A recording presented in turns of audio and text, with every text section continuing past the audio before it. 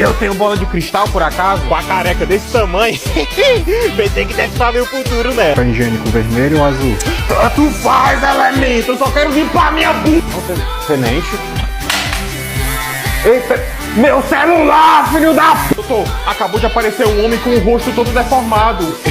E eu não já te falei pra não ficar brincando com o espelho? Peraí, pivete, que eu tô só terminando de ler essa historinha aqui. E desde quando tu sabe ler, ô elemento? Você também? Vai cuidar da tua vida, ô Leôncio.